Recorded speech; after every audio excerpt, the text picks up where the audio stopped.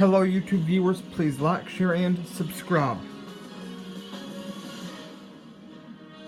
This is CNN Breaking News. Breaking news, the first trial of the Mueller investigation gets underway as a jury is quickly seated and prosecutors label former Trump campaign chairman Paul Manafort a shrewd liar who they say ran a global scheme to avoid paying taxes on millions of dollars in secret income.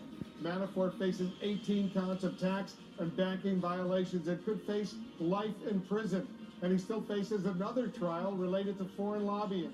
I'll speak with Democratic Senator Chris Van Hollen. And our correspondents and specialists are also standing by with full coverage. But first, let's go straight to our justice correspondent, Evan Perez. He's outside the federal court in Alexandria, Virginia. Evan, you were inside today for the opening statements. What did the prosecution have to say? Well, Wolf, prosecutors made it clear that they were going to put Paul Manafort's extravagant, what they called his extravagant lifestyle, on trial, essentially. It's going to be used to illustrate how Paul Manafort was using, for years, offshore bank accounts in Cyprus and in other countries to hide up the $60 million that he got paid by Ukrainian oligarchs, according to prosecutors. Prosecutors pointed to Paul Manafort and said that he was, quote, a man who believed the law did not apply to. So it's clear that the prosecutors are going to paint a picture that they were using, that Paul Manafort was using these complex financial instruments, offshore YouTube viewers, the Lord just told me to tell you the time for his return is not far off. Paying for $6 million in real estate that he paid for in cash, $21,000 that he used to buy a watch, and $15,000 that he spent on a jacket that is made from an ostrich. Prosecutors made clear also that they want jurors to simply follow the money, Wolf. How did Manafort's defense team, Evan, respond? Well, the defense basically said that Paul Manafort did not intend to deceive the IRS or the government, that he wasn't trying to hide this money that he received from the Ukraine, that he met with the FBI in 2014 and laid out that he had been paid $27 million, for instance, from Ukraine, and also identified some of the offshore bank accounts. And they also made clear, well, the defense is going to put Rick Gates, Paul Manafort's former deputy, on trial. They called him the star witness, and they called out the government for barely mentioning Rick Gates in their opening. Rick Gates obviously also served on the Trump campaign. As a matter of fact, he stayed on the Trump campaign even after Paul Manafort was fired from the campaign. One of the things we're not going to hear in court, Wolf, and we've talked about this a little bit, is we're not going to hear much about President Trump. The prosecutors and the defense are going to try to make this only about the financial instruments, about the taxes, and about bank accounts that, according to the government, Paul Manafort was lying about. They want to make sure that Russia and the collusion question never enter into this trial. The jury is now, right at this moment, hearing from the first witness. This is a court that moves very, very quickly, as you mentioned, Wolf. Tad Devine, he's a Democratic strategist, is now in court testifying for prosecutors. We expect that the defense is going to be able to also raise questions to Tad Devine, essentially showing that Paul Manafort worked for not only Republicans, he also worked with Democrats, that really when he was working overseas, it was a nonpartisan issue, Wolf. CNN's Evan Perez outside the courthouse in Alexandria, Virginia. Thank you. With the Mueller investigation's first trial now underway, President Trump and his lawyers seem to be cooking up a new defense slogan of their own. The president will hold, by the way, a campaign rally shortly down in Tampa, Florida. Let's go there. Our chief White House correspondent, Jim Acosta, is already on the scene for us. So, Jim, what's the latest? Well, President Trump is in Florida tonight to do some campaigning ahead of the midterm elections, but the president and his team are still busy trying to get their story straight on the Russia investigation. Mr. Trump is now echoing his lawyers, who have gone from saying there was no collusion during the 2016 election to insisting that collusion is not a crime after all.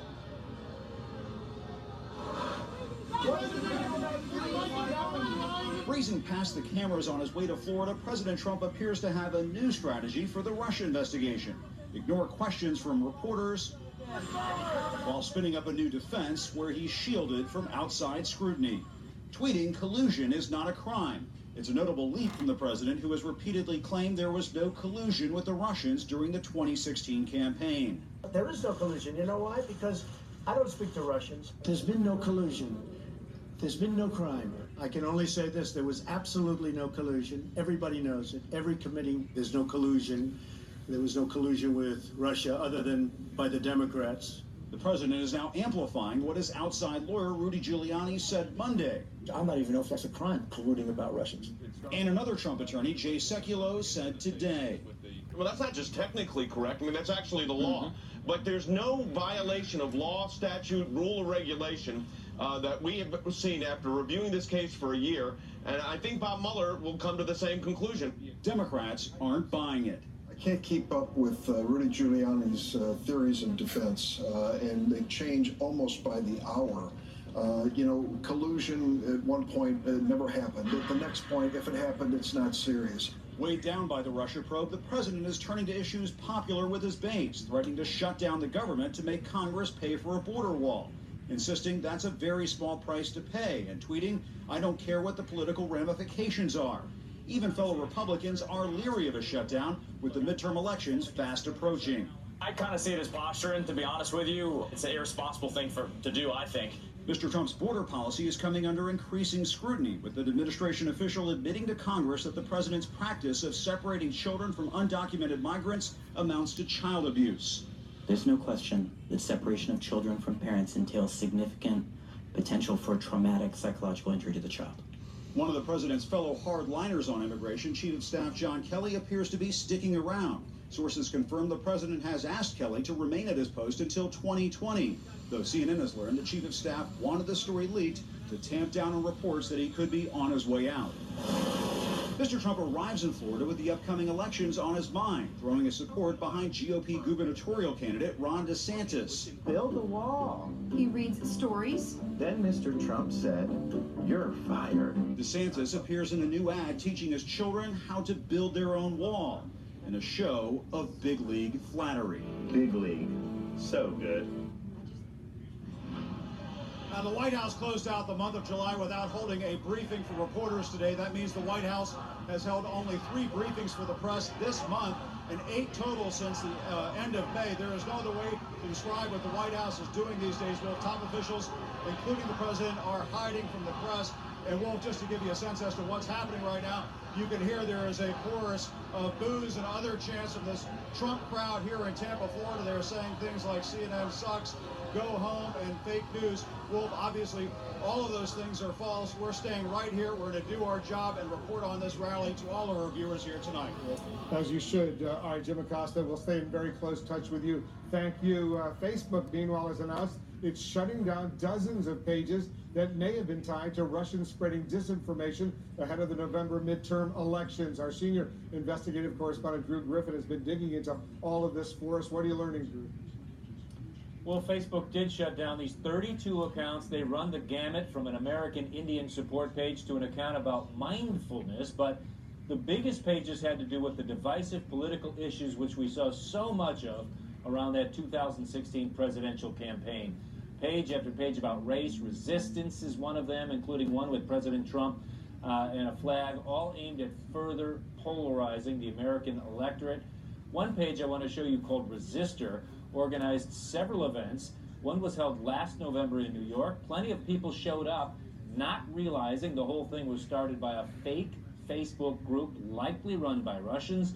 Resistors also set up another event in D.C., a counter-protest to a white nationalist rally scheduled less than 2 weeks from today, Wolf. 5 other real groups got involved with this. Some of the people we contacted having a hard time believing the people they've been messaging on Facebook aren't who they say they are. In all, nearly 290,000 users followed these 32 fake accounts. As for who's behind it, Wolf, Facebook can't say for sure that it's the Russians, but it has all the hallmarks, they say, of the activities the Russians were doing around the presidential election in 2016. This time the pages didn't lead back to Russian IP addresses. They used third-party services to buy ads to boost their posts and encourage people to follow the pages. But again, it looks an awful lot like Russian activity, Wolf. And Drew, what are U.S. officials saying about the Russians' involvement in this case? Well, you know, the Secretary of Homeland Security happened to be speaking at a cybersecurity conference today. YouTube viewers, the Lord just clearly told me to repeat, He is removing us soon. He is removing us soon. I believe the next major attack is more likely to reach us online than on an airplane. We are in a crisis mode. The Cat 5 hurricane has been forecast, and now we must prepare. DHS today said they had advanced notice of this activity with Facebook. They are working with Facebook on this as Facebook continues to monitor all this Russian activity and take it down as soon as they can figure it out. I suspect there's even more out there that they're eventually going to learn about. Drew Griffin, thank you very much for that report. Joining us now, Democratic Senator Chris Van Hollen of Maryland. He's a key member of both the Appropriations and Budget Committees. Senator, thanks so much for joining us. Good to be with you, Wolf. Do you believe Facebook is doing enough right now to fight back against Russian interference in the U.S. Elections? Well, I think Facebook is. They're trying to get in front of this. I don't think the U.S. government is doing enough. Look, we just had the Director of National Intelligence say that all the red lights were flashing. We just heard the statement from the Secretary of Homeland Security. We know that the Russians have tried to interfere already in 3 elections, including Senator McCaskill's election, which is why, Wolf, after I finish talking to you, I'm going to join Senator Rubio on the floor, and we're going to call on the Senate to urgently take up our legislation called the Deter Act, which would tell Putin if he gets caught interfering in the 2018 elections or elections going forward, he will face immediate harsh penalties. We have to take every action to protect our democracy. The Trump administration is not doing enough. The Senate has to act. Well, is President Trump personally involved? Is he doing what he needs to do as the President of the United States to deal with this? Well, as we know, he hasn't really come around to fully admitting in his heart that the Russians even interfered in the 2016 election. And so they've taken no real action to protect us the 2018 election. If they're serious about it, if the Trump administration wants to support the effort, they should support our bipartisan legislation. We've got 98 days or so to go into the election, and we have to pass this. We have to let Putin know that the costs of interference are much higher than any benefit he seeks to gain. Well, how much support do you and Senator Rubio have? Well, we have growing support. We have about 12 co-sponsors already, 6 Republicans, 6 Democrats. It's growing every day. We had a briefing in the Banking Committee, which oversees sanctions, earlier today. Both the Senate Foreign Relations Committee and Banking Committees will be having hearings, but hearings aren't enough. I mean, the real test about whether the Republican leadership wants to join with Democrats to protect our democracy will be whether they get beyond the hearings and actually move on the Deter Act. Let's turn to our top story. President Trump's former campaign chairman, Paul Manafort, in court today as the first trial of the special counsel's investigation gets underway. How important is this case to Robert Mueller's overall Russia probe? Well, it's very important. Of course, Manafort was the campaign manager for the Trump campaign for a period of time. He had very deep ties to Russia, these financial ties, which are the subject of the hearing. And we also know that Donald Trump and the Trump administration folks, lots of people in the administration have had very deep ties financially to Russia. But I think the main purpose here is to show that they've collected evidence, the Mueller investigation, and we've had a lot of indictments. This is the first trial. So this is a very important step, and I think it just underscores the importance of protecting this investigation. Let the facts lead where they may. As you've been reporting, we've already seen the administration sort of changing its story. First, there was a parade of tweets saying no collusion, and now it's no collusion, but that doesn't mean that there's been any crime. The reality is that if there was a conspiracy to collaborate with the Russians to interfere in the elections, that would be a crime. And let's just let Mueller do his work and get to the bottom of it. We'll see what happens. Senator Chris Van Hollen, thanks so much for joining us. Thank you. Up next, breaking news, the first big court test for the special counsel Robert Mueller as the trial of former Trump campaign chairman Paul Manafort gets underway. And as Moscow once again targeting U.S. voters, Facebook shuts down dozens of pages that it says may have been tied to Russians spreading disinformation ahead of the midterm election.